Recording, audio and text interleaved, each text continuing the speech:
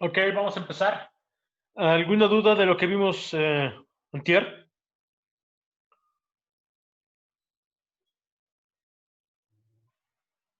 Ok, eso supongo que es un no.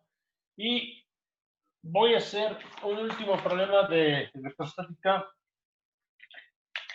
que nos va a decir cómo, cuando se tiene suficiente simetría, este formalismo que es bidimensional puede ayudar a resolver problemas tridimensionales. Entonces, es cierto, cuando uno está trabajando en variable compleja, por lo menos como nos lo están indicando en este curso, que es un solo plano complejo, porque uno puede hacer variable compleja teniendo más planos complejos, pero aquí como es un solo plano complejo, uno es cierto que la parte matemática está restringida a dos dimensiones y aparentemente eso descarta modelos tridimensionales. Pero esto es que voy a hacer es un buen ejemplo que señala cómo, a ver, aquí me acordé, lo vi el día lunes, ¿eh? Aquí hay que ponerle el menos, el diferente de cero, ¿eh? Nada más para que no generó ruido después aquí. El lunes terminé sin ponerle el diferente de cero. Pero bueno, es pecata minuta. Entonces, vamos a resolver otro problema de electrostática, pero este va a ser tridimensional. El chiste va a ser reducir el problema a una situación bidimensional para emplear lo que sabemos de variable compleja de manera muy sencilla. Quiero que vean el último problema que resolví. El último problema que resolví, se lo podía quitar. El último problema que resolví, si mi memoria no me falla, tiene que ver de la función logaritmo de z. Pero me quedé con la parte imaginaria, la simetría que tenía la situación me llevó a quedarme solo con la parte imaginaria de la función logaritmo de z. Ahora voy a analizar el siguiente problema y voy a emplear la misma función, pero me voy a quedar con la parte real. Fíjense, consideremos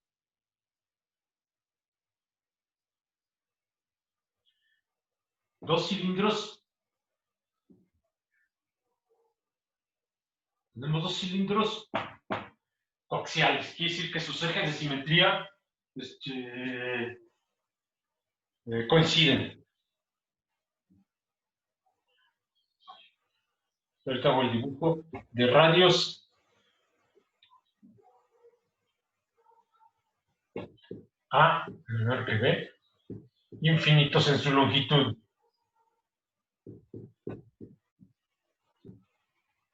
Ok, está bien. Alguien me va a decir, no,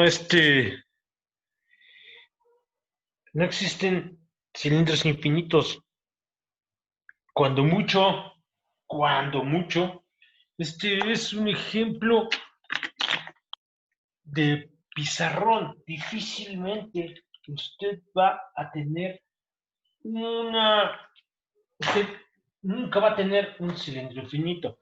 Eso es cierto. Sin embargo, quiero que se pongan a pensar en lo siguiente. Tengo un cilindro. Dibuja nada más. Voy a dibujar el otro. El otro está dentro. Los ejes de simetría son coincidentes.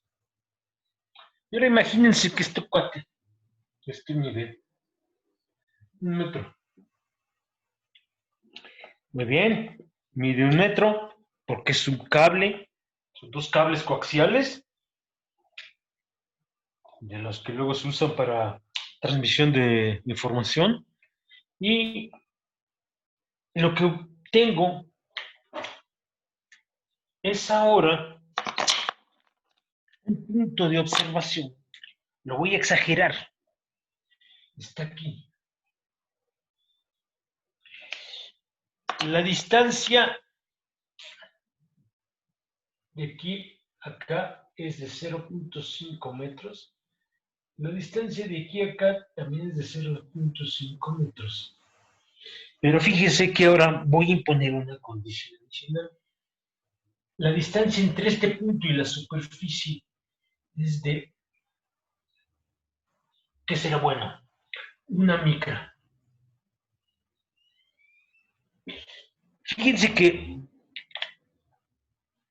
la razón entre esta distancia y una micra es, si hacen la división de una micra entre 0.5 metros, esto les da un número del orden de 10, una micra es 10 a la menos 3, es del orden de 10 a la menos 4. Quiere decir que la distancia que hay de aquí, del punto donde estoy observando, a la superficie del cilindro de mayor radio, es 4 órdenes de magnitud menor que la distancia que hay de aquí a donde termina el dichoso cilindro. Lo que quiere decir que para puntos más o menos a la mitad del cilindro, en esta región, y muy pegados a la superficie del cilindro mayor, de mayor radio, esta es una suposición que va a contener los elementos fundamentales de la física del problema. Claro, como toda aproximación, voy a estar cometiendo un error. La siguiente pregunta, que no voy a contestar aquí porque no es ese el punto, es cómo determinar los errores que se cometen. Pero quiero que les quede claro que no es nada más un puro ejercicio de pizarrón. Podría yo imaginarme circunstancias no tan alejadas de la realidad, en donde yo podría tener algo escrito por un problema tan sencillo y colocadas con potencial eléctrico. Ay, me quiere pintar con. Déjenme quitar este color. Con potenciales. Ahorita lo pongo. 1 y 2 respectivamente. Voy a hacer el dibujo como si lo estuviéramos viendo de frente. Fíjense que si lo veo de frente, yo tendría el cilindro de radio, déjenme ponerlo más abajo, a poder estar, y ahorita muevo la cámara, vendría siendo el cilindro de menor radio A, y el otro, por acá lo voy a, este es de radio B. Y lo que me piden es, calcúlese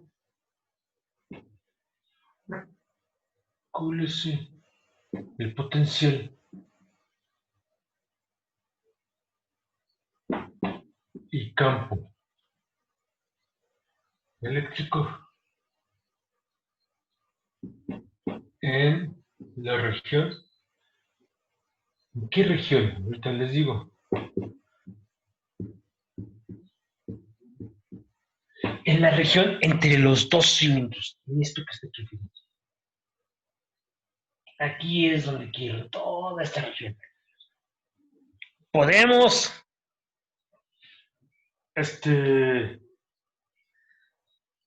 atacar el problema como nos enseña en nuestro curso de FETI, separar variables, bla, bla, bla. O podemos recordar lo que aprendimos en variable compleja. Y la idea es la siguiente. Es muy sencillo. Como este es el último problema que resuelvo, el último ejemplo que resuelvo de cómo usar variable compleja y la idea de analiticidad de funciones para resolver problemas de electrostática bidimensional. En este caso, fíjense cómo es tridimensional. Entonces, quiero hacer las cosas con el cuidado que siempre se debe atacar, con el cuidado con el cual siempre se deben atacar todos los problemas. Fíjense que el problema es tridimensional. El problema es tridimensional. Sin embargo,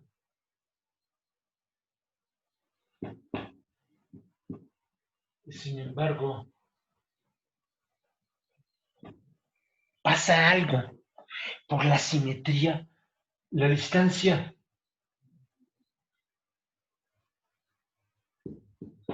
Esto que está aquí es el corte transversal.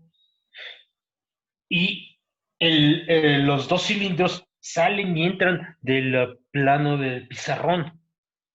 Pero esa distancia sobre el eje de simetría, la distancia sobre el eje de simetría,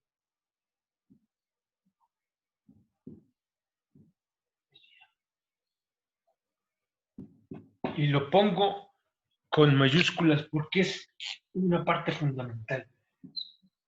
No juega papel en la matemática. ¿Qué quiere decir esto? La frase suena muy bonita, pero podría ser completamente engañosa. Lo que quiere decir, hay que ser preciso. Nada depende de Z. ¿Y quién es Z? Z es la distancia si yo me muevo sobre el eje de simetría. ¿Sí está claro hasta ahí, señor Franco Torres? Sí, profesor. Entonces, fíjense que cuando hago esta observación, lo que estoy diciendo es que matemáticamente el problema es bidimensional, ya no es de 3 dimensiones. El problema. Y entonces, esto me dice, mira, cuando tengas problemas con suficiente simetría para que una de las coordenadas sea, ¿cómo ponerlo? No juegue papel alguno en la situación, tanto matemática como física, tú puedes ver si es factible usar variable compleja. El problema, matemáticamente,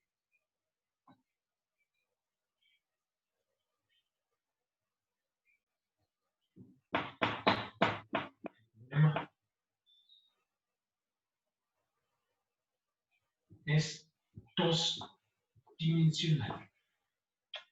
Muy bien. El problema es bidimensional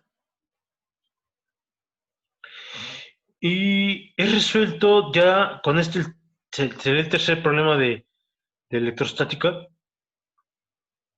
pero hay algo que no he tal vez enfatizado con el matiz suficiente y es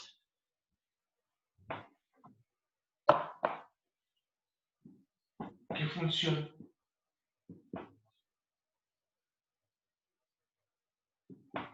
f de z emplear. Claro, si vamos a seguir la idea de los otros dos casos, entonces quiere decir que debo de encontrar una función analítica, por lo menos en cierta región. Aquí, por lo menos en la región donde me están pidiendo el potencial y el campo eléctrico. Claro, suena muy bonito que funcione. ¿Cuál debe ser el elemento fundamental para elegir la función en cuestión? Aquí viene, respuesta. Respuesta.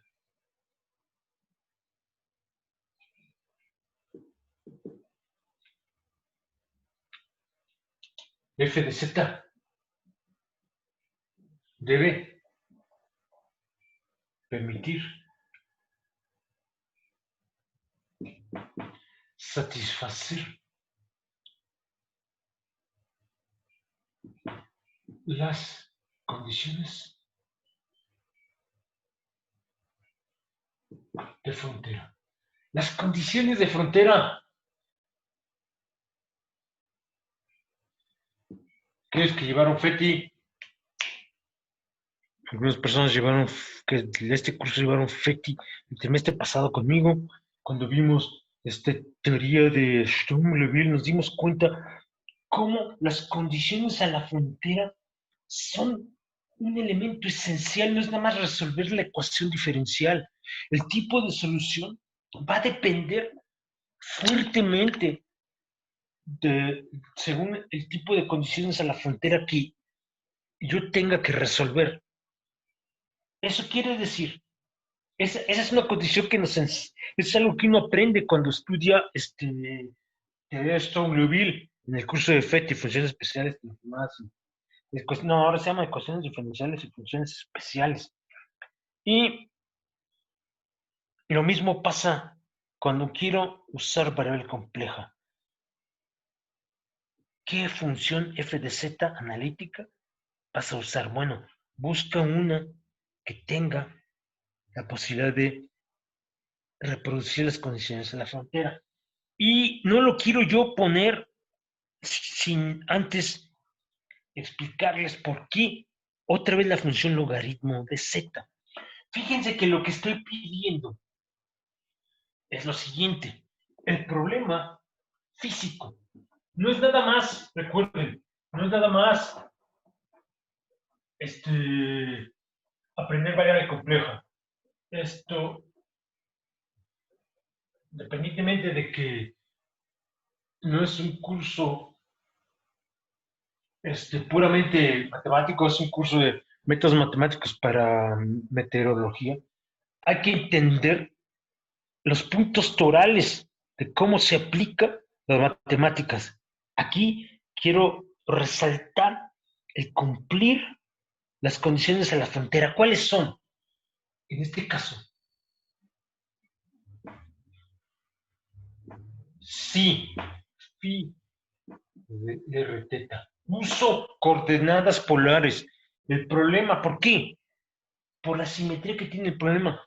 La coordenada z, bueno, en realidad estoy usando coordenadas, déjenme, coordenadas cilíndricas, pero la coordenada z, como les acabo de decir, es completamente intrascendente. El problema, imagínense dos cilindros uno dentro del otro, con sus ejes coincidentes, y los dos infinitos. Eso sí no lo podemos imaginar. Si ustedes se mueven sobre el eje de simetría, ustedes no pueden distinguir dos puntos diferentes sobre el eje de simetría. Físicamente, el potencial tiene que ser el mismo. Eso quiere decir que la coordenada z es irrelevante y solo puede depender de la r y del ángulo. Muy bien, perfecto. Ese potencial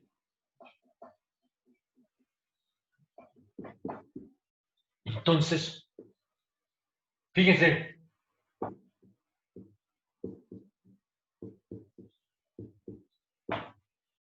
el punto es que sobre la superficie del cilindro menor, el de radio A, independiente del ángulo el potencial debe ser 1. Y sobre la superficie del cilindro mayor, independiente del ángulo, el potencial debe ser 2. Fíjense que esto implica lo siguiente. Hay otro elemento de simetría escondido que me va a decir por qué la función logaritmo de z. Y es el siguiente. Voy a borrar esto que está aquí para que apunte otra vez el cilindro del medio.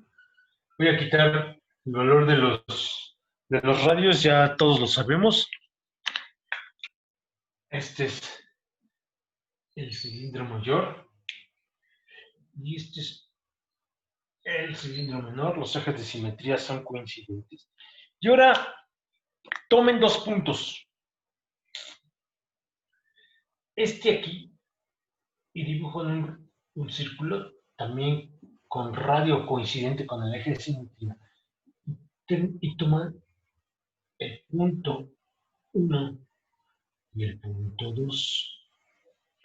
Los dos están sobre un círculo. Este círculo tiene un radio que es mayor que A y es menor que B. La pregunta es la siguiente.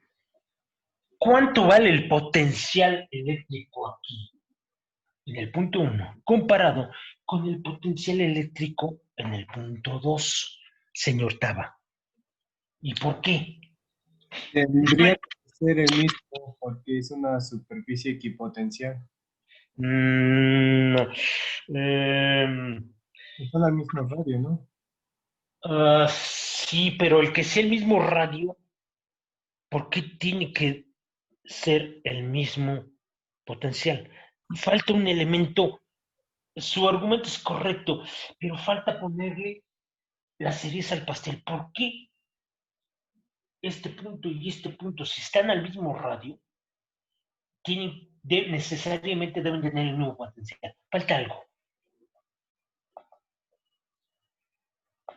El argumento es correcto, pero falta ponerlo sin ambigüedad alguna para aprender a, a utilizar argumentos de simetría. Es porque no depende del ángulo θ el potencial ¿Pero por qué no depende? por las condiciones a la frontera. Algo más. Ponga usted aquí un eje. O póngalo usted hacia acá. ¿Hay algo que le diga que esta dirección tiene algo que esta no tiene? No. Quiere decir que si usted pusiera el eje apuntando del centro y que pase por el punto 2, o si hace lo mismo, pero en lugar de pasar por el punto 2, pase por el punto 1, usted no puede distinguir un punto del otro, ¿sí o no? Sí. Entonces, es esa simetría de rotación en torno al eje Z lo que le dice que este punto y este punto son el mismo. O se lo voy a poner de otra manera. Fíjese. Tiene usted esta situación. Y porque yo nunca he sido muy abusado, le digo, no, el potencial aquí es diferente al potencial acá. Usted me podría decir, qué tonto es usted. Hago una rotación. Si roto y llevo este punto a este punto, no cambié en nada la situación física, ¿sí o no? Así es, no se cambió. Entonces, esto hace más sólido lo que usted dijo, que es correcto, pero señala cómo, debido a que si usted rota todo en torno al eje Z, es imposible distinguir un antes y un después en como usted haya señalado al punto 1 y al punto 2, lo que le dice que el potencial debe ser independiente del ángulo polar, sí o no. Ahora sí agarró la onda, toma. Sí, ya le agarré mejor. No es que haya usted estado equivocado, es que estaba medio incompleta la justificación. ¿Sí quedó claro para todos? Señorita Ruiz Mérida. Sí, profe. Entonces, fíjense, además, la simetría de la figura rotar en torno al eje de simetría deja, es ese punto. Cuando hay, es algo que uno debe de aprender. Cuando hay simetrías, hay, usualmente pasan muchas cosas, hay cantidades conservadas, pero también hay variables que son intrascendentes. Fíjense que aquí tengo dos variables que ni siquiera van a importar. Una es la del eje Z. ¿Por qué? Porque es una simetría en donde si me imagino que esto es el cilindro y es infinito, el estar parado aquí o el estar parado acá, en dos puntos, a una igual distancia de la superficie del cilindro, no lo puedo distinguir, eso es infinito. ¿Ok? Eso me dice la Z desaparece de la función potencial. Y la otra es, si tú haces una rotación en torno al eje Z de una de las secciones transversales, no puedes distinguir el antes y el después. Eso quiere decir que el ángulo θ tiene también que ser un ángulo que no debe de aparecer en la dependencia del potencial. Deja la situación. Y lo voy a poner con otro color invariante. No cambió. Hay una simetría.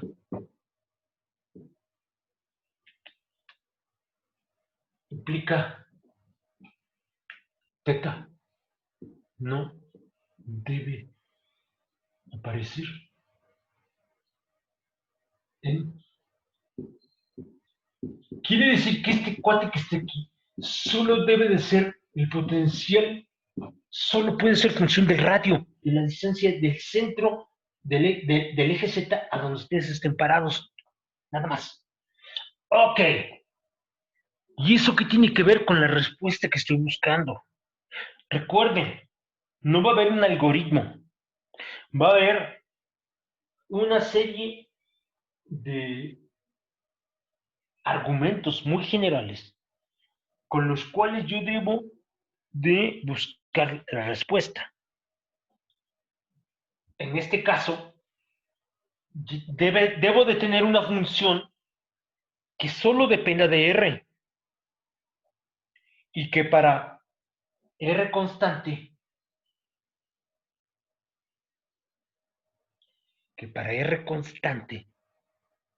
también sea,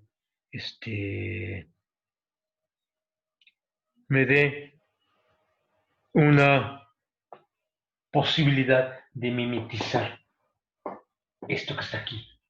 Fíjense cómo logaritmo de Z tiene que ser o la parte real o la parte imaginaria de una función. Si yo me agarrara Z, la parte real de Z en coordenadas polares es R coseno de θ. La parte imaginaria es R seno de θ. Parte imaginaria y parte real dependen de θ. Y yo sé que no puede depender de θ. La tengo que descartar. Pero ¿quién no depende? Esta es la razón de por qué el logaritmo de Z. Porque el logaritmo de Z es logaritmo de la parte real. Perdón, el logaritmo del módulo más i veces θ. Fíjense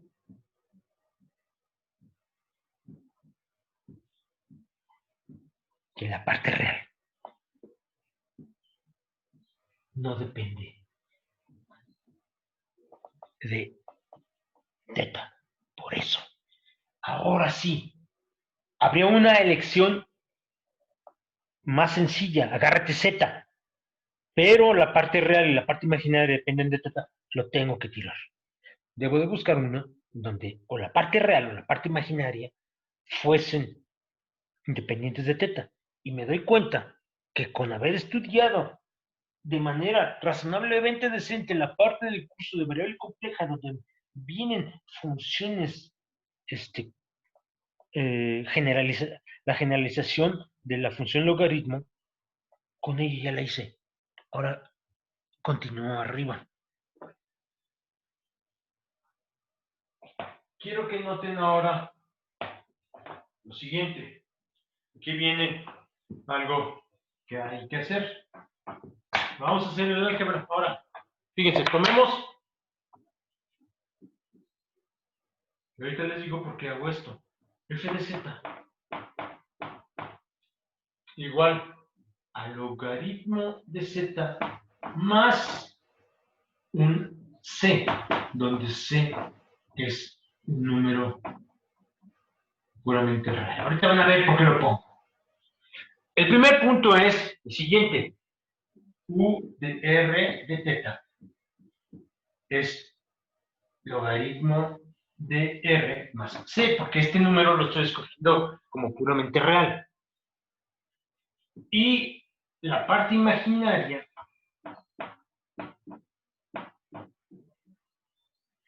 simple y sencillamente es el argumento de la función, el argumento del número complejo Z. Ahora vean la U y la UB. La U contiene una constante. Ahora díganme, ¿qué le pasa a una constante cuando la derivo, señorita Villalobos? La derivada de una constante es 0. Entonces, usted misma, Villalobos, si a la función logaritmo de z le sumo una constante, ¿puede esa constante violentar el cumplimiento de las ecuaciones de Cauchy-Riemann? No. Quiere decir, ya lo probé, logaritmo de z satisface las ecuaciones de Cauchy-Riemann. Entonces, esto que está aquí, ¿se satisface? Ok. Cauchy-Riemann. Ahorita me podrán preguntar por qué agregué la constante. Primero es, ¿qué no hago cuando agrego la constante? Una cosa que no hago es violentar Cauchy-Riemann. El segundo punto es, fíjense cómo, además, el teorema que vimos nos dice, una función es analítica en un punto, una función tiene derivada en un punto, sí, solo si se cumplen dos cosas. Uno, en ese punto se satisface Cauchy-Riemann. Y el otro punto, como podrán recordar, tiene que ver con la continuidad de las derivadas. Pero el pegarle una constante a esta función, donde la función logaritmo de z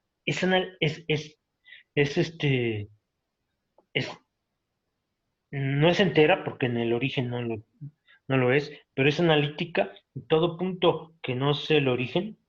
Entonces, el pegarle una constante no violenta su analiticidad, más sus derivadas siguen siendo continuas. Es decir, f de z es analítica para todo z con z igual a 0. Pero fíjense cómo el problema me pide el potencial en una región en donde que no incluye el origen. Entonces, aquí, entre los dos cilindros, la función es analítica. No hay ningún problema. Nuestra función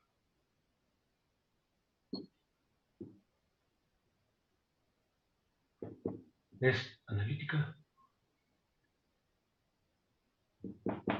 para todo Z, está aquí.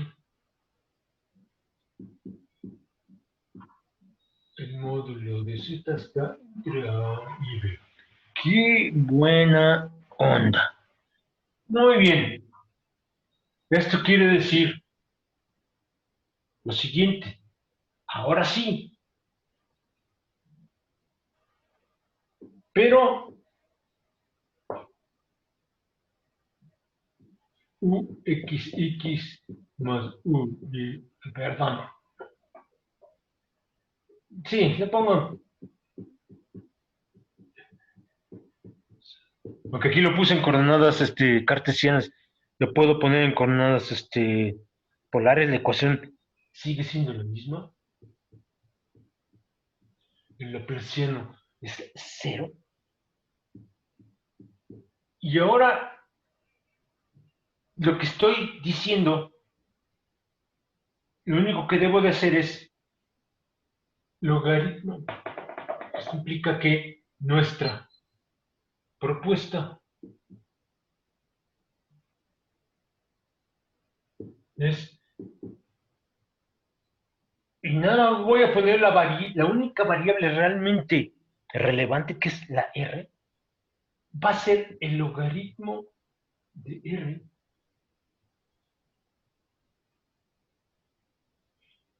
más una constante. Esta que está acá. Es la que está ahí. Y entonces, lo que tengo ahora es lo siguiente. Déjenme ponerle una alfa. Una alfa. Alfa es una constante. Simple y sencillamente la agrego para tener las unidades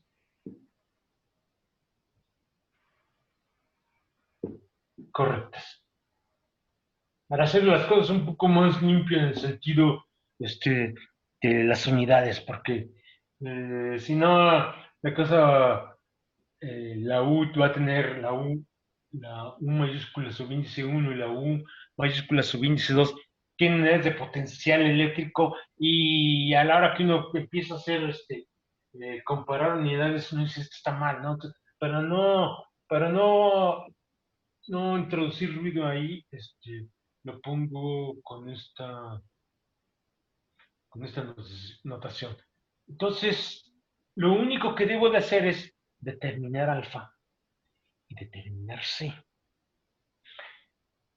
Entonces, fíjense cómo tengo dos condiciones en la frontera y tengo dos incógnitas, la alfa y la C.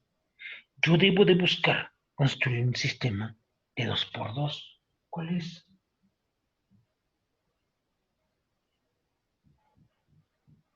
Es este.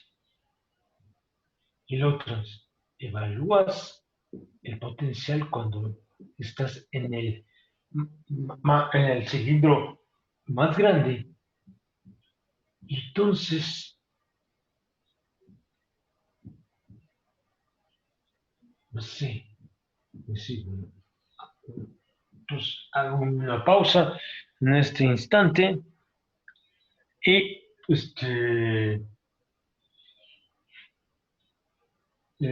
quiero que me digan si hasta este instante, hasta este momento, hay alguna pregunta, señor Venegas Jiménez. No, todo está bien. ¿No está bien? Tengo una pregunta. ¿Qué pasó, Taba? ¿Qué onda?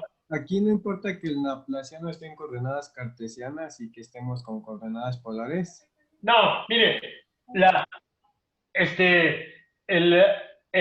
laplaciano es el laplaciano. Si usted lo quiere usar en coordenadas polares o en coordenadas esféricas, eso es eso es, eso es al gusto del, ¿cómo se llama? Del comensal, ¿sí? Le puede gustar a usted la pizza de piña y jamón o la pizza de pepperoni. Pero el Laplaciano es cero, independientemente del tipo de coordenadas que usted use. ¿Cómo sé que el Laplaciano de la U tiene que ser nulo, independientemente de las coordenadas que yo use? Porque, y al rato lo hago en las dos coordenadas para que usted se dé cuenta. Haciendo el cálculo en coordenadas cartesianas le va a dar un cero. Si lo hacemos usando coordenadas polares, también me va a dar un cero. Entonces no importa. Si esto es cero, si este cuate es cero, no iba a importar en qué coordenadas las represente. Va a ser lo mismo. ¿Sí me explico, Taba? Y ahorita hago el cálculo de manera explícita. ¿Sí agarró la onda? Sí. Tal vez, como el problema lo estoy usando en coordenadas, estoy representando todo en coordenadas polares, sí, como que es más natural poner el laplaciano en coordenadas polares, pero ponerlo aquí no es erróneo, es nada más no usar las coordenadas, ¿cómo se llama? Las coordenadas correctas. ¿Sí me explico? Pero no hay ningún problema. ¿Sí está claro? Sí. Entonces, vamos, antes de continuar con hacer el álgebra que este, para que les quede claro lo que le acabo de contestar a Taba, vamos a determinar la alfa y la c. Creo que se dan cuenta que es un sistema de 2 por 2. ¿Quiénes son las incógnitas? La alfa y la c. Y es muy fácil resolverlo. Fíjense que si déjenme ver cómo lo puse, si a la segunda le resto la primera, la variable, la incógnita se desaparece, me queda que U2 menos U1 no es otra cosa que alfa logaritmo de P menos logaritmo de A. Creo que eso percatado. El alfa sale de boleto y me da las unidades correctas. Para tener las unidades, no asumir que todo tiene las unidades correctas, sino ponerlos como se debe. Muy bien. Es ya está la alfa. Y ahora, en cualquiera de las dos expresiones que están hasta el fondo del pizarrón, pongo la alfa, me queda que U1 no es otra cosa que la alfa, es U2 menos U1 sobre el logaritmo de P menos logaritmo de A, pues puse el 1 logaritmo de A más C. ¿Quién es la dichosa C? Pues lo único que tengo que hacer es tener en cuenta. Lo único que tengo que hacer aquí es despejar.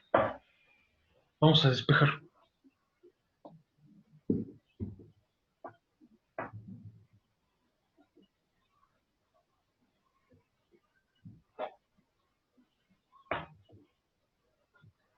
Esto es A.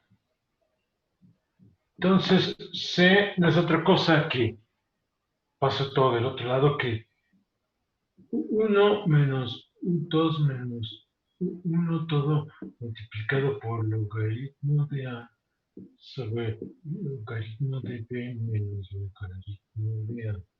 Esto es la C. Y ahora lo único que tengo que hacer es simplificar, ¿no? Esto me queda 1 por logaritmo de b menos logaritmo de a. Sigan el álgebra, no me voy a equivocar. Logaritmo de 1, logaritmo de a. Y todo dividido entre logaritmo de b menos logaritmo de a. ¿Se dan cuenta? El cálculo de la alfa y de la c es trivial y lo único que tengo que tener en cuenta es este es negativo, este es positivo. ¿Qué rayos me queda? Me queda este con este se va con este y con este. Me queda 1 logaritmo de p, sí, ¿verdad? Este no se va, este sí se va, menos 2 logaritmo de a sobre logaritmo de p menos logaritmo de a. Ya la hice. Este es el potencial. Sé que una función analítica, su parte real y su parte imaginaria se satisfacen la ecuación de Laplace, sin importar las coordenadas que yo esté empleando para hacer el cálculo. Es completamente intrascendente. Y me queda lo siguiente. Alfa, aquí está. 2 menos 1 logaritmo de p menos logaritmo de a. Esto es alfa por el logaritmo de r más c. Y c te puedo borrar. Este dibujo ya tengo la situación suficientemente clara.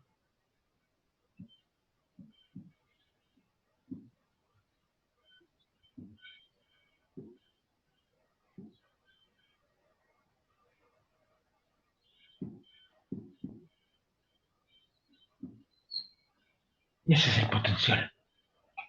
Quiero el campo eléctrico. Es muy sencillo. El campo eléctrico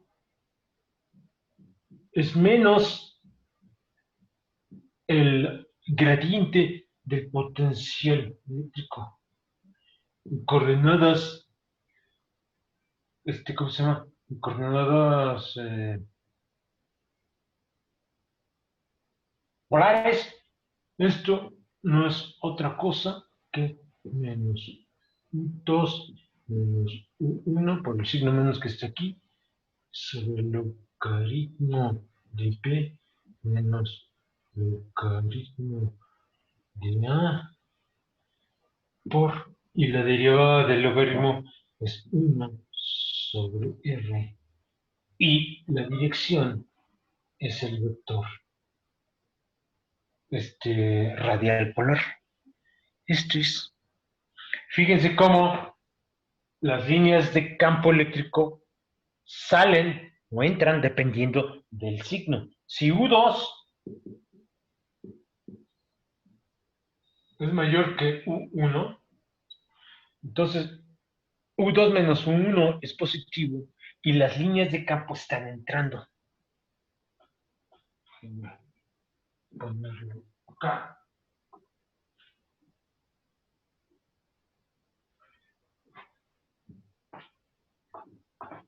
Entonces, las líneas de campo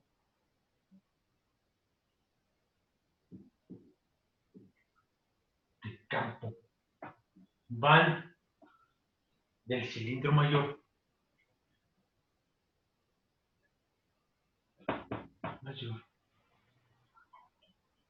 al menor. Y lo único que tienen que hacer es recordar lo que aprendieron en su curso de electrostática elemental. ¿Hacia dónde apuntan las líneas de campo? ¿Hacia cargas positivas o hacia cargas negativas?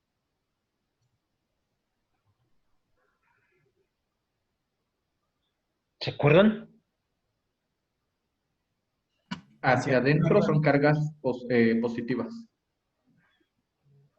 No, a ver, no entendí. Una carga negativa, ¿las líneas de campo entran o salen de ella? Salen. No, entran. ¿Entran? Sí.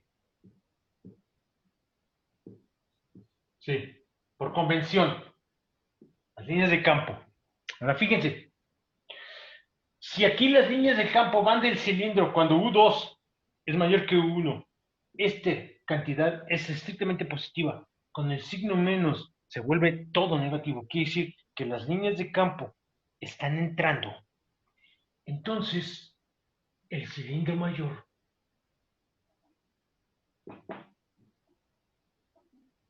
tiene carga positiva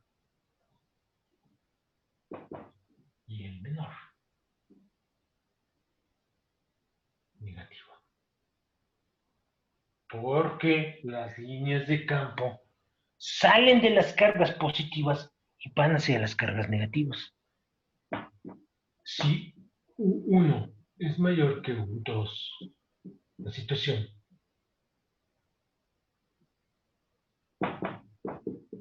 se invierte.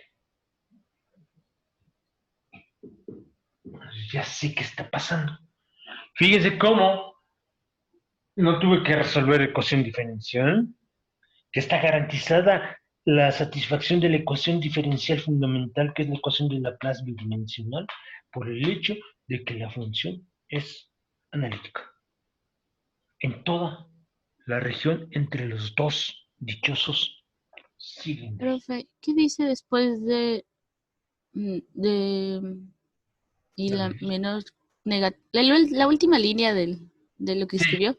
y el menor negativo, punto seguido, sí. U1 es menor que U2. No es lo mismo. Si U1 es mayor que U2, coma, la situación se invierte. Eso quiere decir que el cilindro que antes tenía carga positiva, que era el mayor, ahora tiene carga negativa, y el menor es el que antes tenía carga negativa, y es ahora el que tiene carga positiva. ¿Sí quedó claro, Villalobos? Sí, Eso es lo que estoy diciendo. Entonces, inclusive eso puedo deducir de manera bastante sencilla, y la parte matemática lo resuelvo de inmediato. ¿Sí quedó claro para todos, señor Campos Belmont? Sí, profesor. ¿Alguna duda? ¿No? ¿Todo está Sí, claro y profe. transparente? Yo, profe.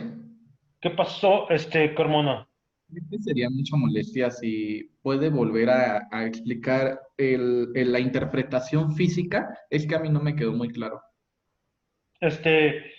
Eh, ¿A qué se refiere la última parte? Ya, o sea, hasta donde dedujimos dónde estaba, cuál es la función Ajá. phi en función de r, hasta ahí todo perfecto, o sea, no tengo problema, es pura álgebra, un sistema de ecuaciones. Pero, por Ajá. ejemplo, ya en la interpretación para el campo eléctrico, ahí fue donde ya dije, a ver, me confundí. Allá va. Voy a borrar Gracias. esto y voy a poner nada más, voy a volver a escribir la expresión para el campo eléctrico. El campo eléctrico es el gradiente del potencial eléctrico.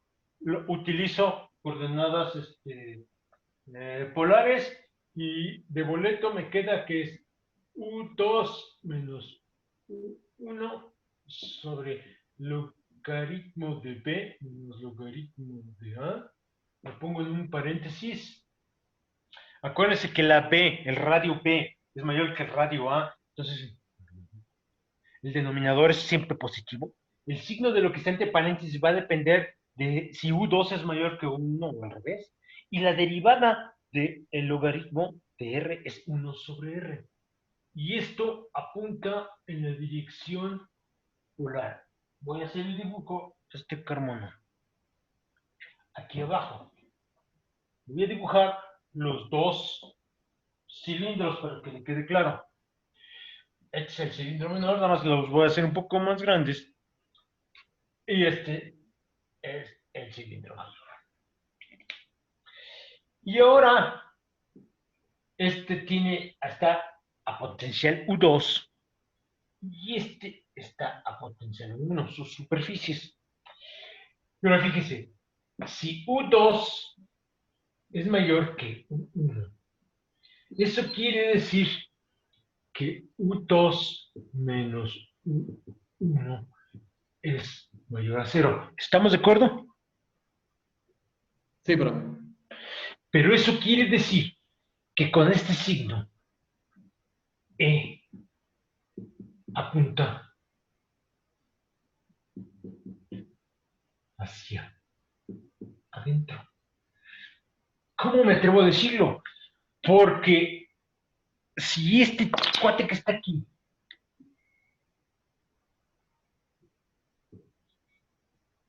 este es el vector ρ, con el signo menos está apuntando hacia acá. ¿Estamos de acuerdo? Hacia adentro.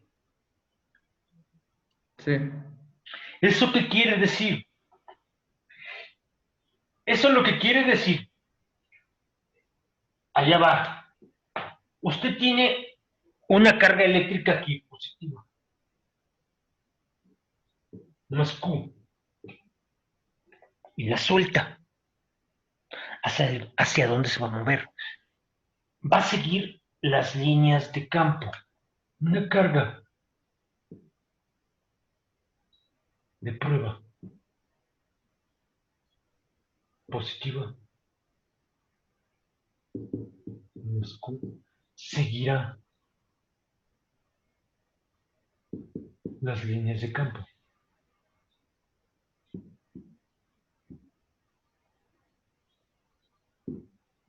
Se acercará al cilindro menor. ¿Estás de acuerdo con eso?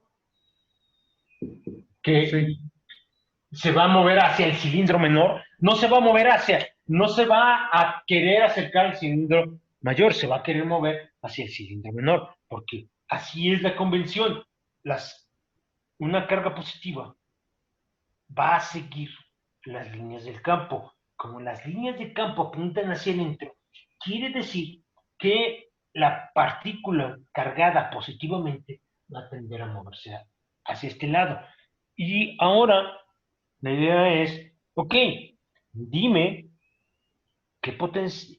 No me digas ahora nada más que están a potencial diferente. Dime con este ejemplo si puedes decir qué tipo de carga está en los dos cilindros, positiva o negativa. Y ahí va. Las líneas de campo se alejan de las, las cargas positivas son fuentes de líneas de campo.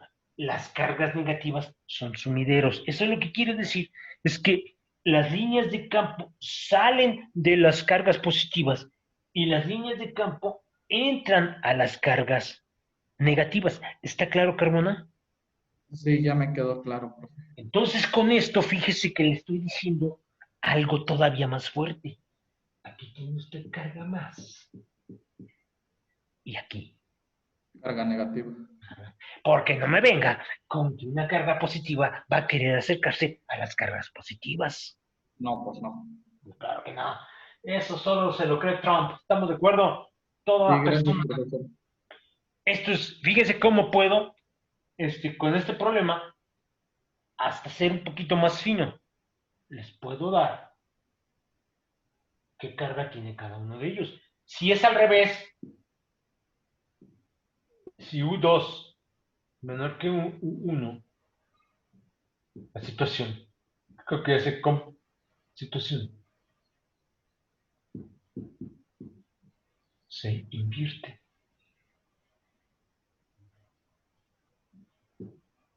Claro, la situación se invierte, no hay no hay, ¿cómo se llama? no hay ningún problema. Ahora la tienen al revés, las líneas de campo no entran, sino salen. Quiere decir que si ustedes ponen aquí la carga positiva, la línea de campo va a ser exterior, va a apuntar hacia afuera.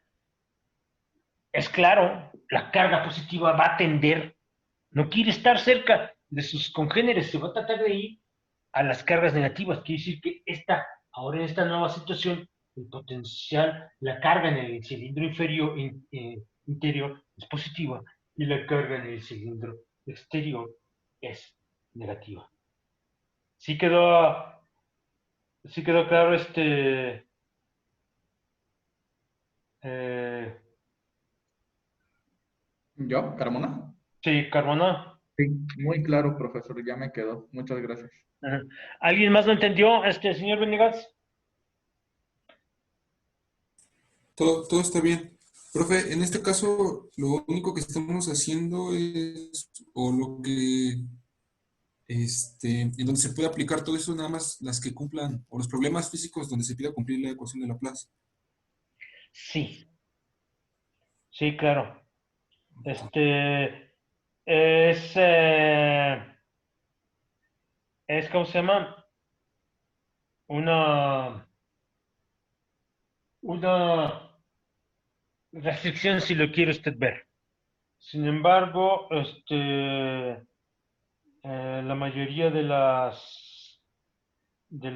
¿cómo se llama? La mayoría de las ecuaciones fundamentales en física y por lo tanto sus aplicaciones, o es la ecuación de Laplace, o es la ecuación de Poisson, que es la ecuación es parecida a la ecuación de Laplace, pero del lado derecho no tiene usted un cero, o es la ecuación de onda, que es el laplaciano, más las segundas derivadas de lo que sea respecto del tiempo. Entonces, si es cierto, usted lo estaba poniendo como una, ¿cómo se llama? Como una,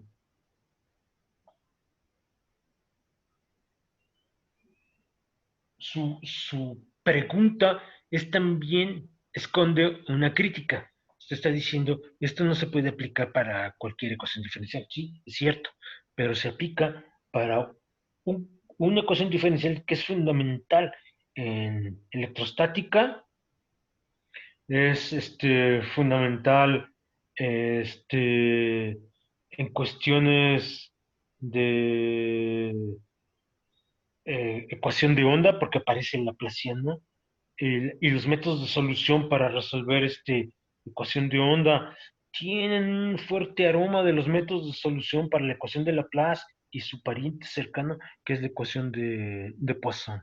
Entonces sí, es cierto, pero no por ello deja de ser una aplicación muy fuerte ¿cómo se llama? En ingeniería y en física matemática. ¿Sí quedó claro? Eh, ¿Quién me Venegas, preguntó? Venegas. Sí, Venegas.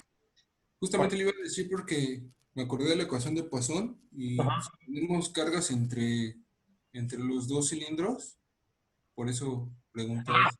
Si usted pone aquí carga entre los dos cilindros, usted me tiene que dar la distribución de carga y ya este método no jalaría, porque aquí usted lo que está garantizando es que no hay cargas. Para que lo pueda usted aplicar, la zona donde usted va a aplicar el método debe estar libre de cargas para que el lado derecho sea un cero.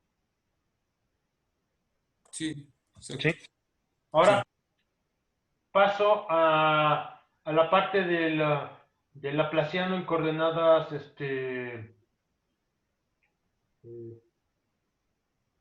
polares, Taba, para que vea que no hay trampa, ¿sí? Nada más puse la representación en coordenadas cartesianas, pues por Adagán. Allá va, fíjese.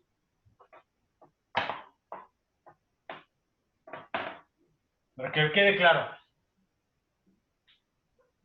El laplaciano en coordenadas polares es lo siguiente. Le voy a poner con la notación que suelo usar. para los cursos de, ¿cómo se llama? De ecuaciones diferenciales.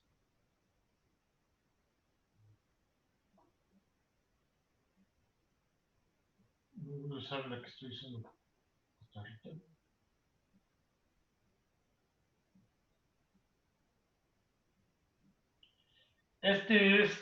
Ese que puse ahí, estaba, es la apreciación en coordenadas polares. No, creo que nunca lo había escrito. Siempre por Aragán nada más lo ponía en coordenadas cartesianas. Y ahora vamos a usar U es igual al logaritmo de R. Creo que está claro que el segundo término, las segundas derivadas respecto del ángulo, se van al demonio. Esto me dice que es cero. No hay ninguna bronca. Y creo que se percatan de lo siguiente. La parcial de U respecto de R es menos 1 sobre R. La segunda derivada es 1 sobre R cuadrada. Un menos, este menos se va con este. Y entonces, creo que se da cuenta de manera inmediata que me queda 1 sobre R cuadrada más 1 sobre R, pero la primera derivada tiene un signo menos. Si la R no es 0, ¿cuánto vale ese resultado, Taba? 0. 0. Puede hacer el cálculo poniendo la dichosa R como x cuadrada más y cuadrada raíz cuadrada y calcula el laplaciano usando coordenadas cartesianas y se va a dar usted cuenta que es exactamente lo mismo. En otras palabras, lo puede usted poner con las cartesianas, coordenadas polares o las coordenadas más locas que se le puedan ocurrir. Si eso es 0 y el cálculo está bien hecho, en cualquier tipo de coordenadas el resultado tiene que ser 0. ¿Sí quedó claro, Taba? Sí, Okay. Es que así se ve mejor.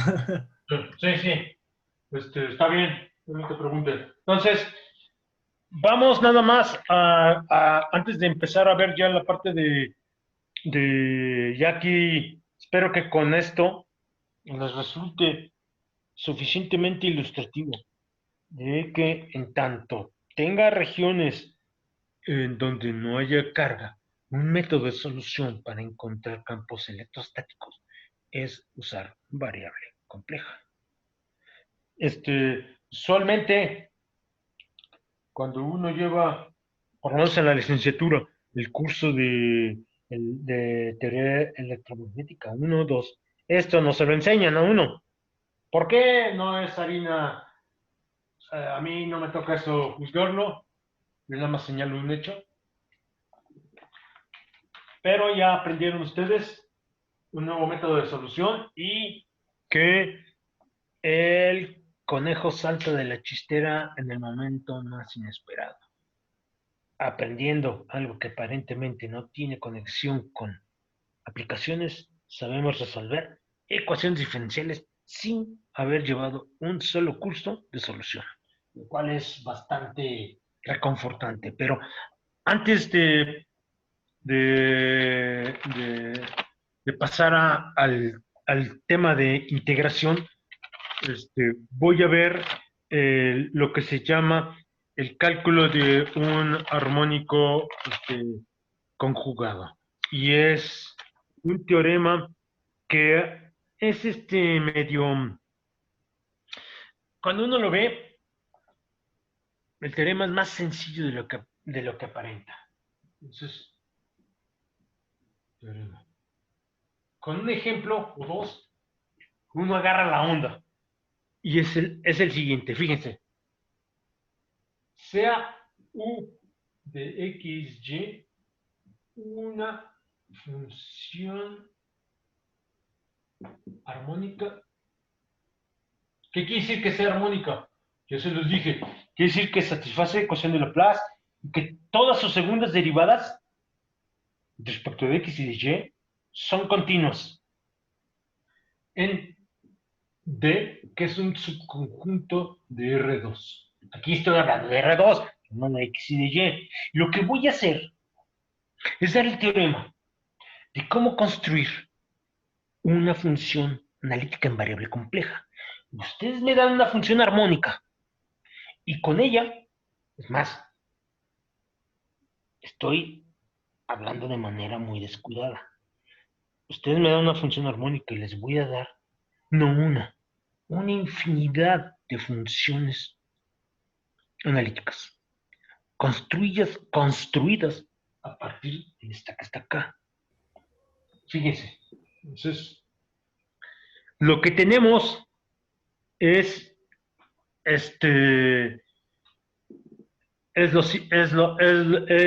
lo siguiente. La función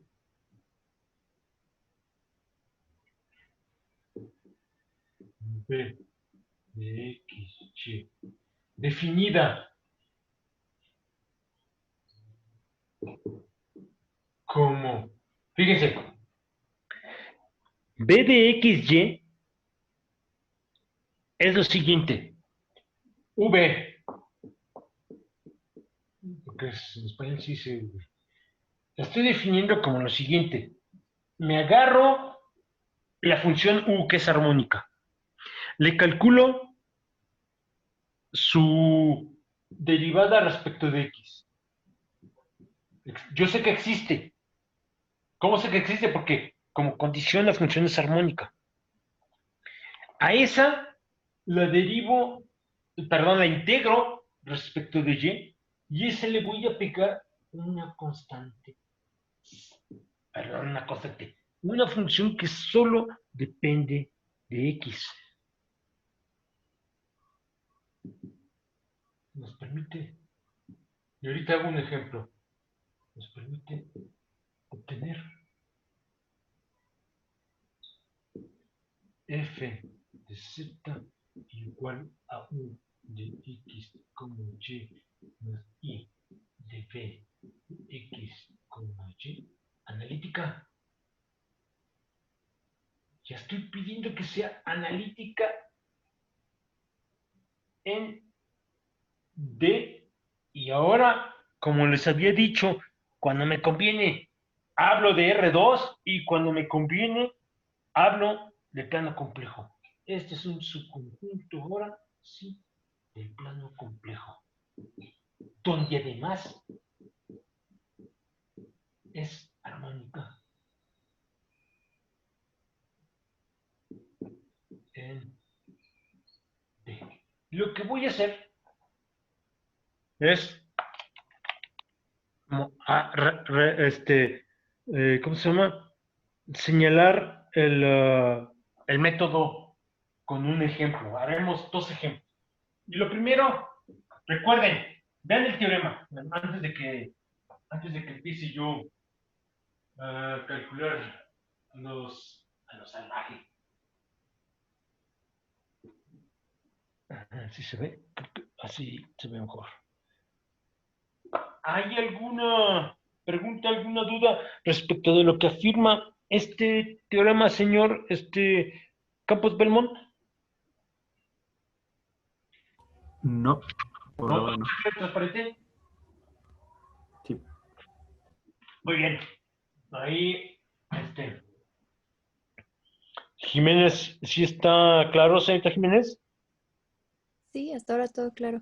Todo claro, qué buena onda. Ahora fíjense.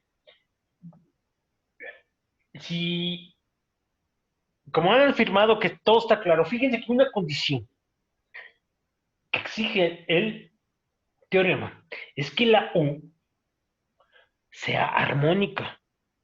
Si ustedes me dan una función, lo primero que debo de hacer para tratar de encontrar la función analítica es probar que la U es armónica. Si no, puede ser que esté yo actuando de manera muy tonta. Entonces, lo primero que vamos a hacer, les voy a dar una función y vamos a ver si es armónica. Vamos a ver cómo se usa el teorema. Sea U de X, Y igual a Y cúbica menos 3X por Y. Fíjense que... ¿Puedes subir la cámara? Ah, sí, ya va. Fíjense cómo tengo que, primero, probar que satisface ecuación de Laplace. Segundo, probar que todas sus derivadas, todas las derivadas de segundo orden, son continuas. Eso parece que es muy complicado, pero vamos a ver que no. Fíjense cómo la primera derivada respecto de x es 6x. La segunda derivada respecto de x es menos 6. La primera derivada respecto de y es 3y cuadrada menos 3x cuadrada.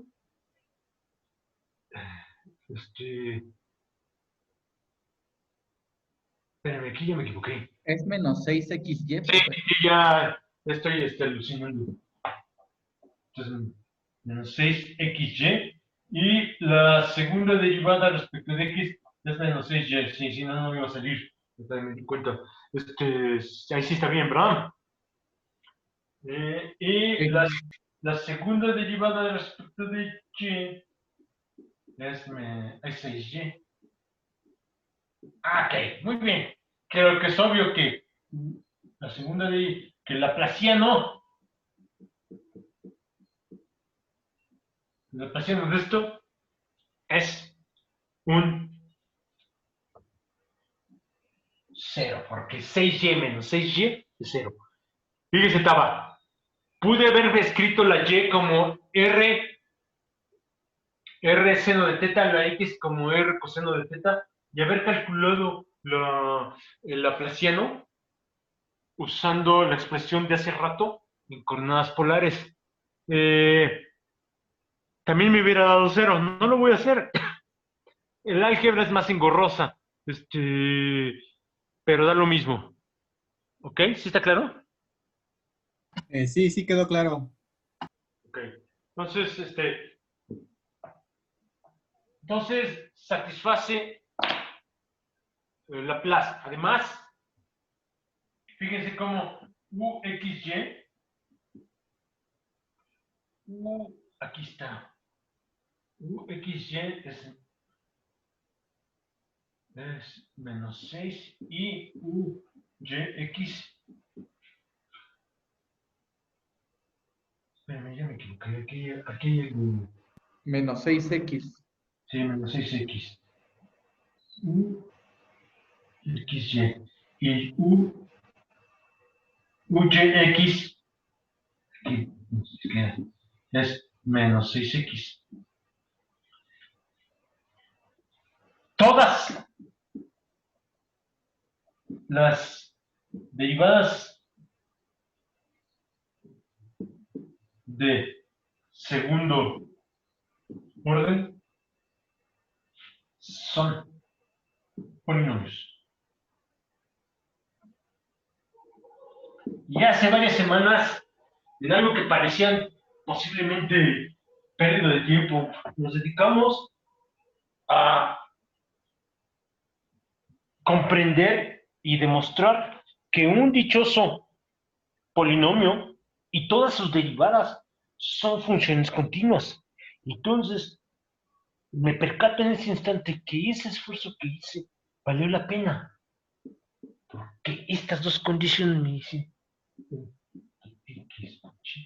es armónica. Quiere decir que sí se cumple la única premisa que me exige el teorema, es tener una función armónica. Ahora, ¿cómo lo utilizo para deducir la V, que también va a ser armónica y que cuando con ellas dos, como está señalado aquí, construye yo una función variable compleja, el resultado es una función analítica. En este caso, como van a ser polinomios, va a ser una función entera. Va a ser todavía más fuerte porque va a ser una función entera. Ahora fíjense, voy a comenzar. Vamos a tomar la derivada respecto de x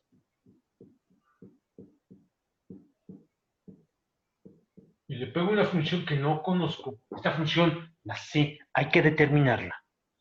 La primera parte, lo de la integral, es muy sencillo, me queda, es la integral de menos 6, saco el menos 6 para no me vaya yo a equivocar, x, y, de y más c, x. Y hago la integración.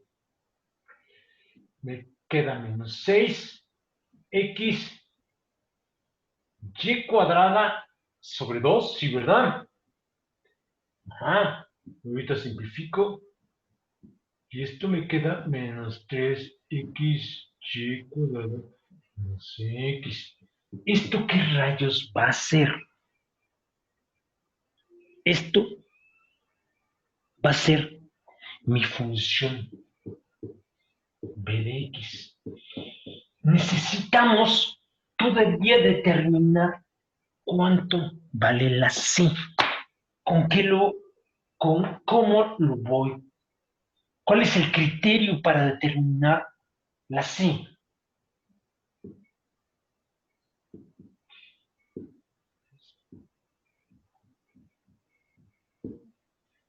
Solo hay un criterio, y es que se satisfaga las ecuaciones de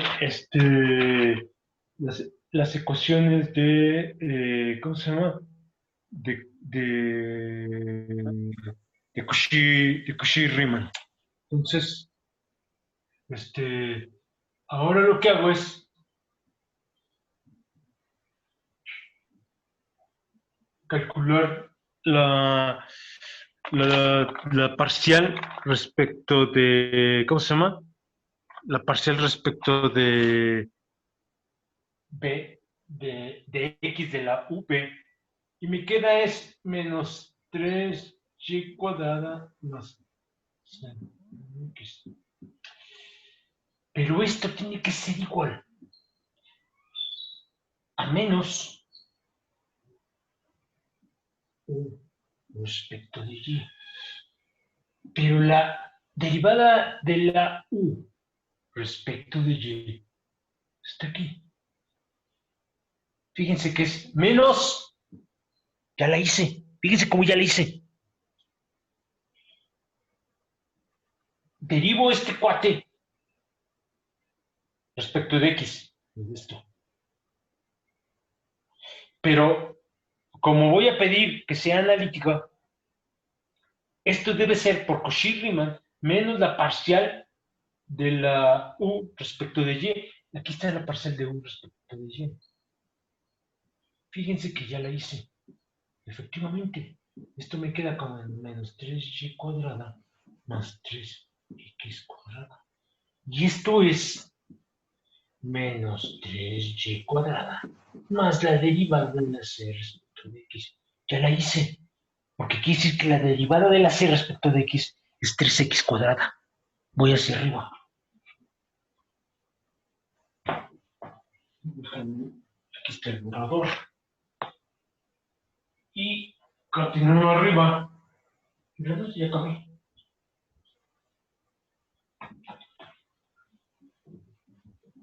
Realmente ya acabé. Ok, entonces, la derivada de la c respecto de x es 3x cuadrada. Y creo que se percatan. Y aquí viene algo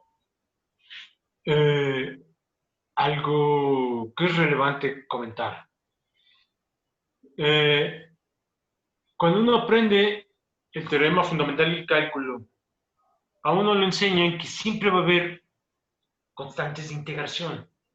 Esas constantes de integración hay que tenerles el respeto debido, porque muchas veces contienen una información, ya sea física o matemática fundamental. Yo no voy a hacer cero la constante de integración. Yo la voy a respetar y voy a poner esto como x al cubo más a donde A, como este es un cálculo puramente en variable real, la A tiene que ser un número simple y sencillamente real. Y ahora voy a poner lo siguiente, voy a darme cuenta, voy a escribir, ¿dónde estás? Voy a escribir P de X, Y, igual a menos 3X Y cuadrada más X al cubo más A. Vamos a calcular la derivada respecto de Y.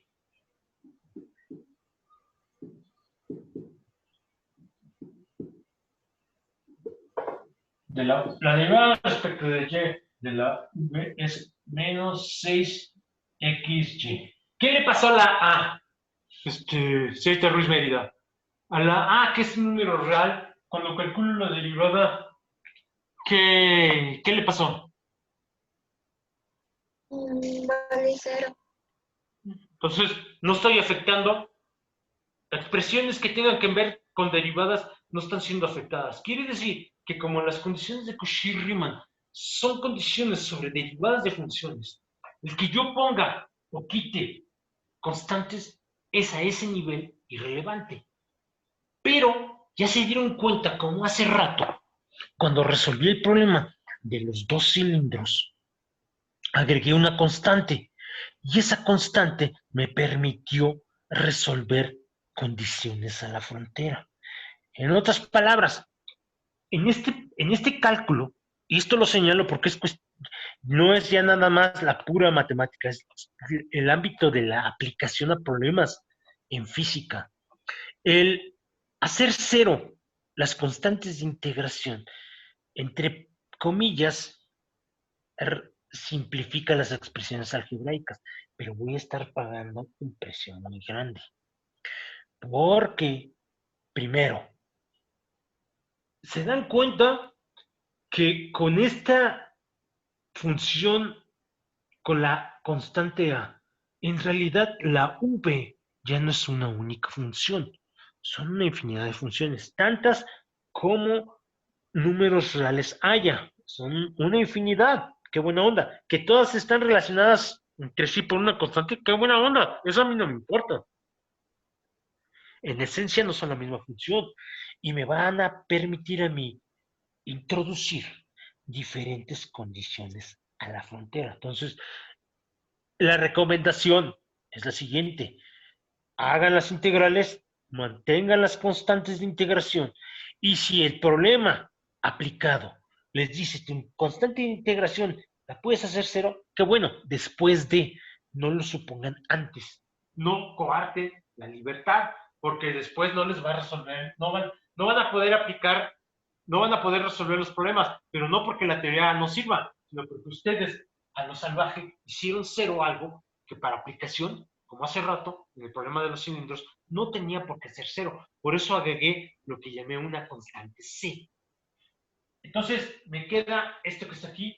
¿Cuánto vale la derivada respecto de X de esto que está aquí? Es menos 3y cuadrada más 3x cuadrada. Otra vez la constante A. No importa. Y me dice si me equivoco. Partí creo que de esto, ¿no? Era y cúbica menos 3x cuadrado y. ¿Esta era mi función? ¿Sí o no? Sí, ¿verdad?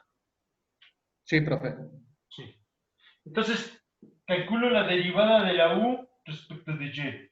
La derivada de la u respecto de y es 3y cuadrada menos 3x cuadrada. Y la derivada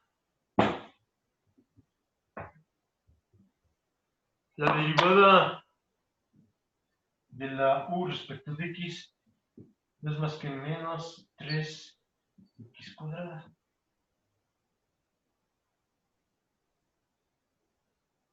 Sí, ¿verdad?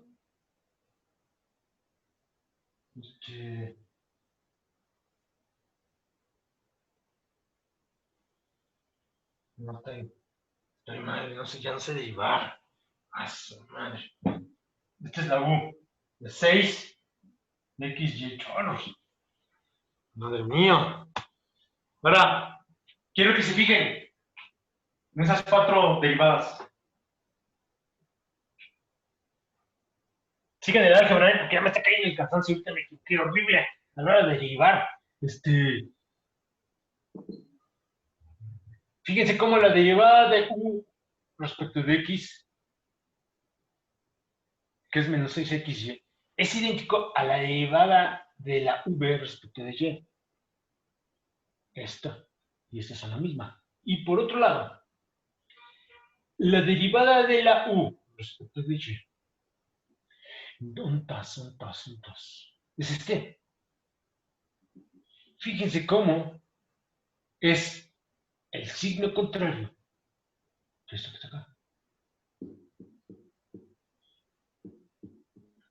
¡Qué buena onda! Se satisface.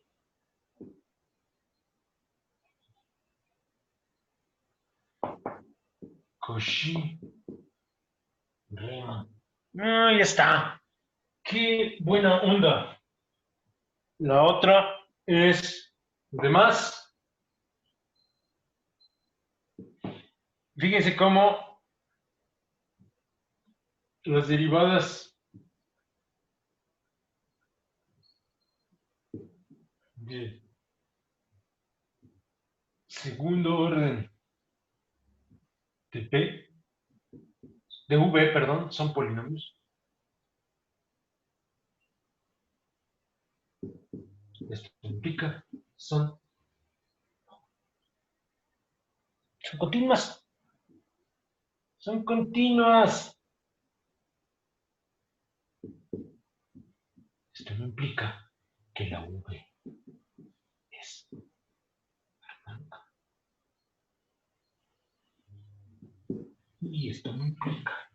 Entonces, ahora sí, con todo el derecho del mundo, tengo una función que va de todo el campo complejo en el campo complejo y está dada por lo siguiente.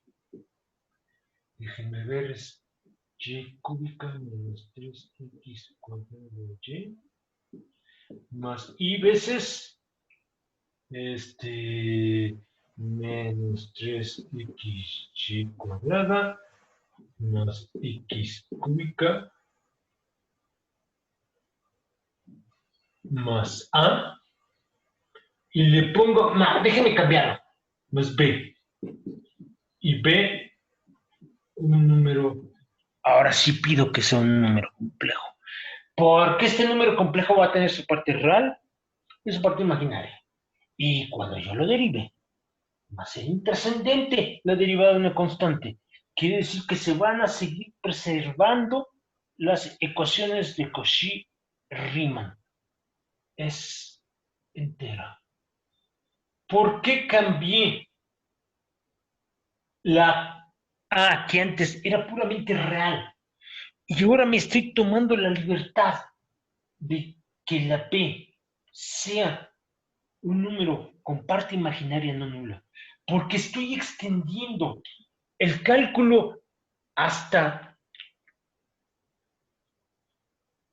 esta parte. Todo lo que está antes de los últimos 2 renglones era en variable real, eran funciones de R2 en los reales, pero yo ya voy a extender al cálculo complejo. Eso quiere decir que yo ya me puedo dar la libertad de poner una constante que sea un número complejo.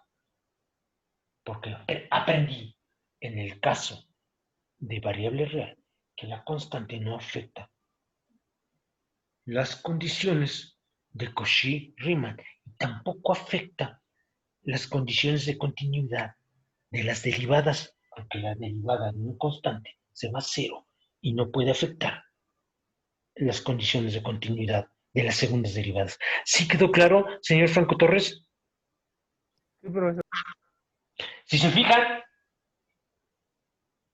esto me dice, ustedes me dan una función armónica y yo les construyo una infinidad de funciones que van a ser analíticas en cierta región. En este caso, son enteras en todo el plano complejo. Qué buena onda, porque son polinomios. Podría haber en algunas circunstancias restricciones donde la analiticidad no sea sobre todo el plano complejo. En este caso, no es la situación. Qué buena onda. ¿Dudas hasta aquí? Señorita Villalobos. No, profe. ¿No? ¿Todo está claro y transparente? Sí, profe. Por ahora sí. Muy bien. Entonces,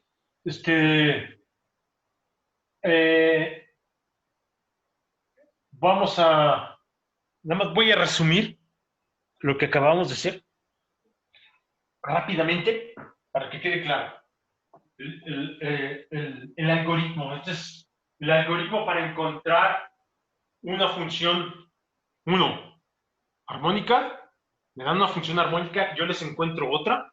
2, con esas dos funciones armónicas, yo construyo una función analítica. Entonces, sea U de X, Y, armónica en D. Primer paso. Defínase. Fíjense cómo lo primero que hice fue definir la función V. Le pongo, espérenme, déjenme ponerle las 3 rayas. Porque es ¿cómo se llama? Es una definición. No es consecuencia de un cálculo. Es la integral respecto de la Y, de la derivada, de la primera derivada de la U respecto de X. Y eso le pego una función que depende de de X, desconocida. Se define, se determina.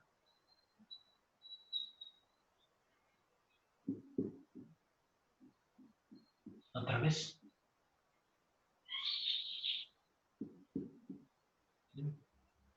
¿Qué condición? ¿Cuál es la condición? La derivada de la V respecto de X tiene que ser igual a menos, perdón, no sé si está bien, entonces esto es lo que estoy derivando respecto de X, tiene que ser igual a la derivada de la U respecto de Y. La función, hago una pausa, creo que si se dan cuenta, estoy poniendo aquí lo que en el ejemplo hice explícitamente. Creo que se percatan que el método, la función de es armónica en D, aquí es la derivada respecto de X, perdón, es armónica en D y F de Z igual a U más U de es analítica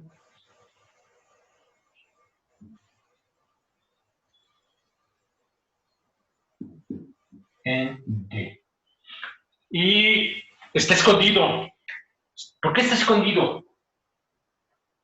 El hecho de que tengo una infinidad de funciones, que en realidad esto me da un número infinito de funciones. Pero ¿dónde está escondido? Fíjense cómo nota, para que a todos nos quede claro la determinación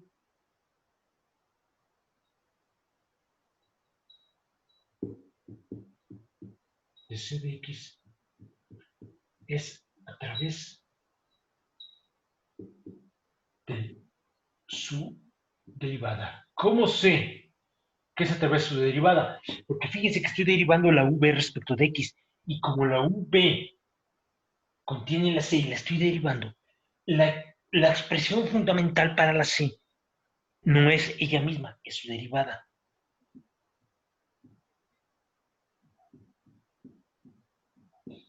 Al integrar, se obtiene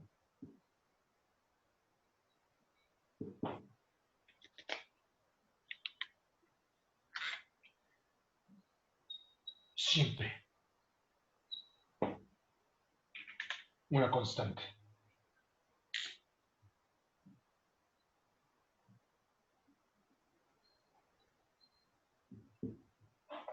El método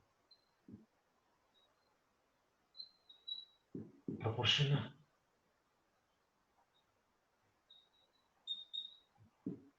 una infinidad de funciones. No solo una. Eso sí quiero que a todos les quede claro.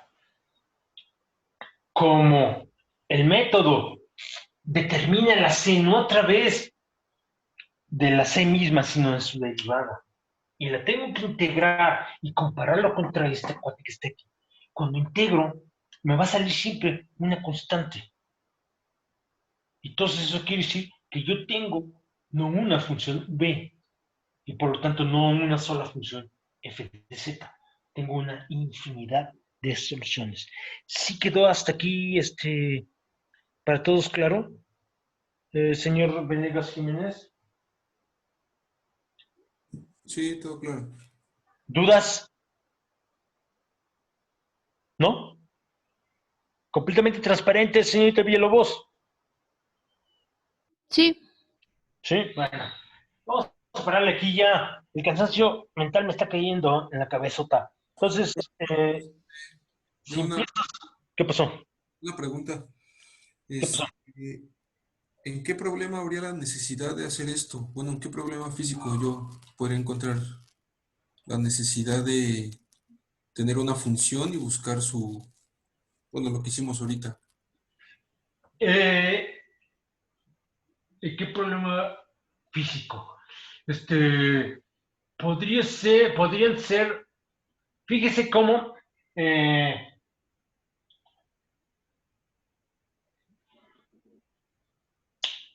allá va. Allá va, fíjese.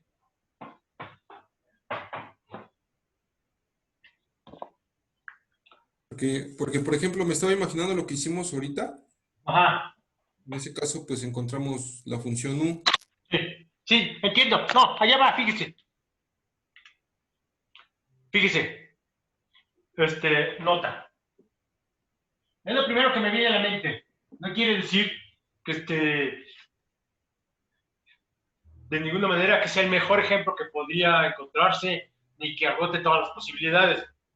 Pero es lo primero que me viene así a la mente. Fíjese. Se tiene un fluido en el cual se conoce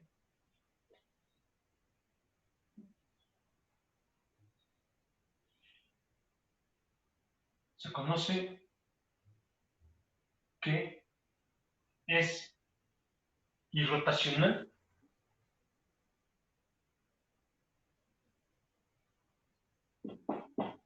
no tiene vórtices, o sea, lo que quiere decir que es irrotacional es que no hay, digamos, como remolinos, no se le forman eh, torbellinos, ¿estamos de acuerdo? Incomprensible, incomprensible, incomprensible.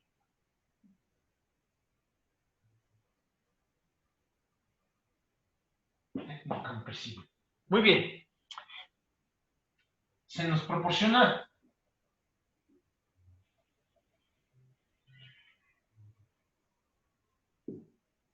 una función, la incompresibilidad tiene que ver con la densidad. Nos proporciona la densidad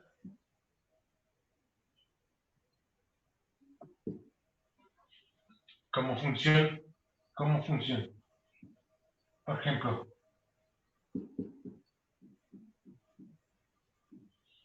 usted me dice, la densidad me la dan de tal manera que satisfago la primera, la segunda condición, esta que está aquí. ¿Cómo reducir la segunda propiedad?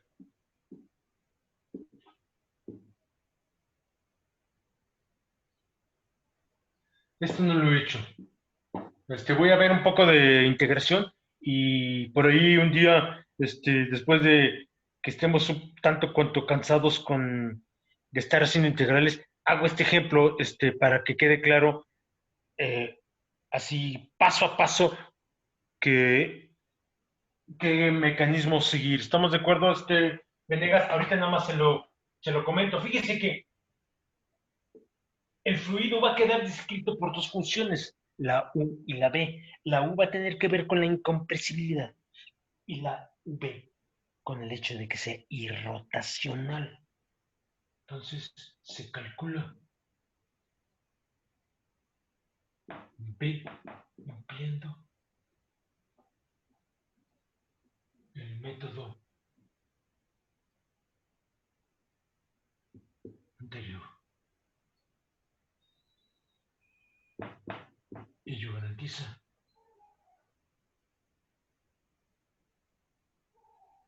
que se puede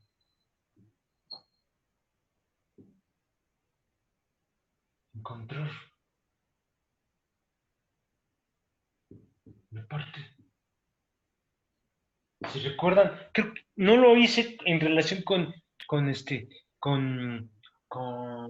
fluidos, pero les dije, hay una parte que es solenoidal y otra parte que es irrotacional. ¿Sí se acuerda de eso, no, Venegas? Cuando vimos la parte de... ese es a lo que estoy haciendo alusión. Si bien no lo apliqué a fluidos, lo voy a hacer,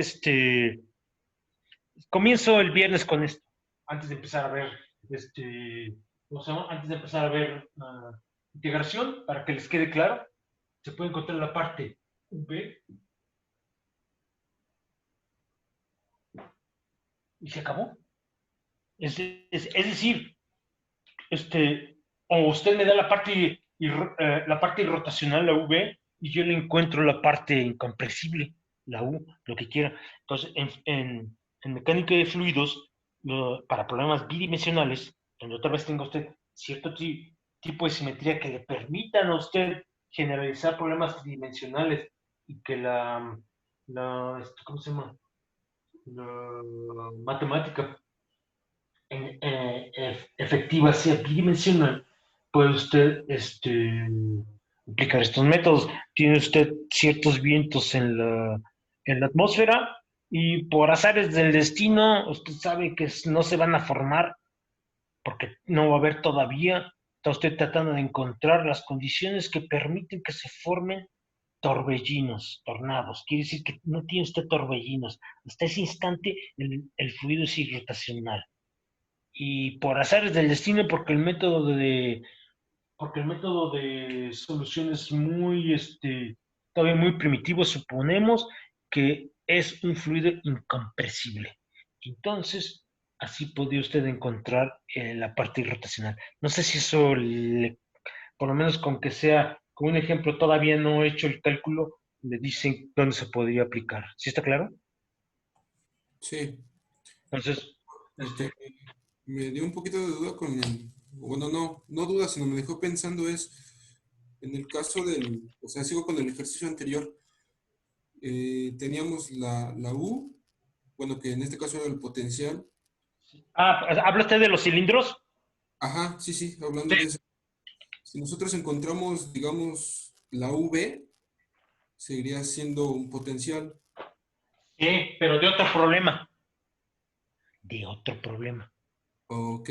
Cuando usted está hablando de electrostática, si usted resuelve la U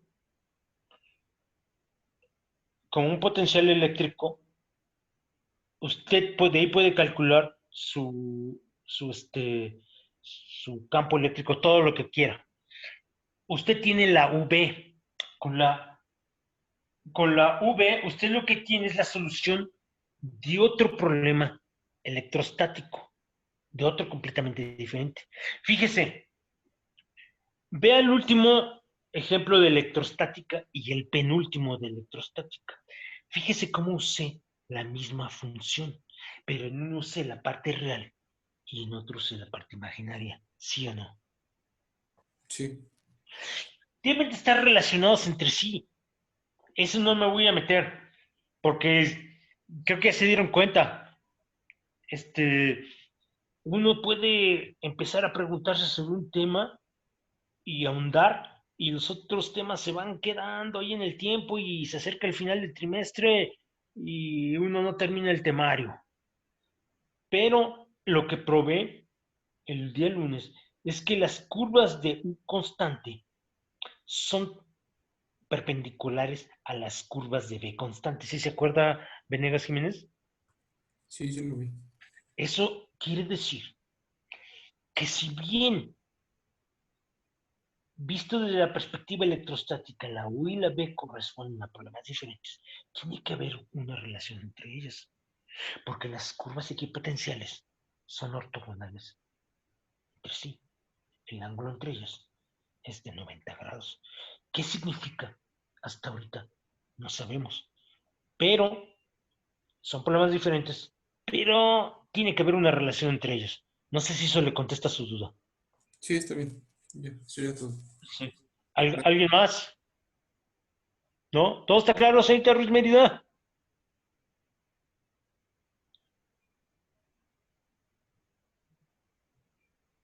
Creo que la señorita ya se fue. Pero bueno, nos vemos pasado mañana. Hoy que es miércoles, sí, ¿verdad? Miércoles 4. 2, 4, sí. Y nos vemos el viernes 6 y buena tarde a todos y pónganse a estudiar mucho. Gracias, igual, profe. Gracias, luego. buenas tardes, hasta luego. Hasta luego, gracias. Hasta luego.